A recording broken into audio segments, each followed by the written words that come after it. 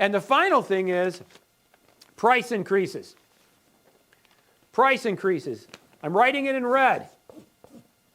Money up. I can't tell you, this is so often overlooked and it is so detrimental. And I have heard people say, well, because of the pandemic, I can't raise my price, or I'm struggling to get people to pay me what I wanted right now. How does it make sense to raise my price? Well, if you think about it, and this is just basic economics, all right? And I'm just going to take a figure, again, as our illustration.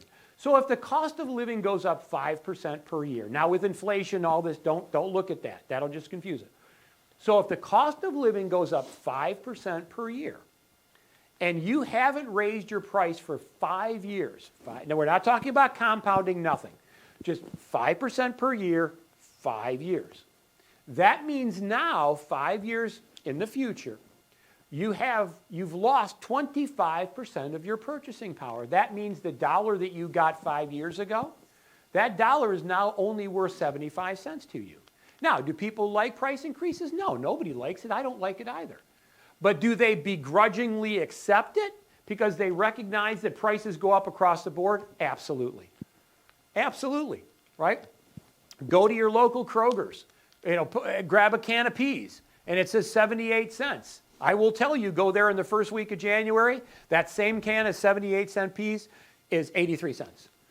Now, you don't pick it up off the shelf and throw it at the store manager and storm out. No, of course not. Are you happy about it? Of course not. Do you begrudgingly accept it? Absolutely. Because we recognize that the cost of living is something that permeates every aspect of the being. That's why the car lines will be more expensive.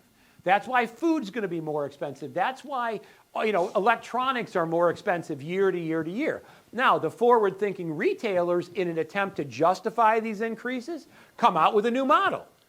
So what they say is, if the model is XYZ and I'm selling it for $1,000, well, you're going to get upset if I sell the same XYZ model in January for $1,100. So here's what I'm going to do. I'm basically going to take the same model. I'm going to package it a little differently. I might throw a couple things on top of it, and I'm going to call it the ABC model, and now it's worth $1,100. It's substantially the same. There's not a tremendous amount of difference year to year to year to year.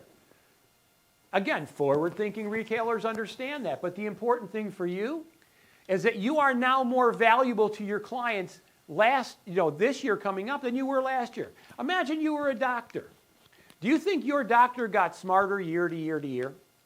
I believe that they do, right? They've had an entire year of new experiences and new diagnosis and new patients and new issues. They've gone through all of these things. Now, I believe that they're smarter than they were last year, and therefore, they're probably worth more. I believe that you are too. I believe that you are smarter year to year to year. Now, the things that we're talking about, these are hard.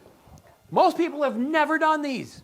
And now I'm asking you to do probably 20 of these things by the time we finish the sessions. Again, planning your selling year, your new selling year, because if you do what you've always done, you will get what you've always gotten. I want you to be able to get more, and I want you to be able to deserve it. I want people to gladly and willingly give it to you. And I will tell you that if you follow the things that we profess, you will get that.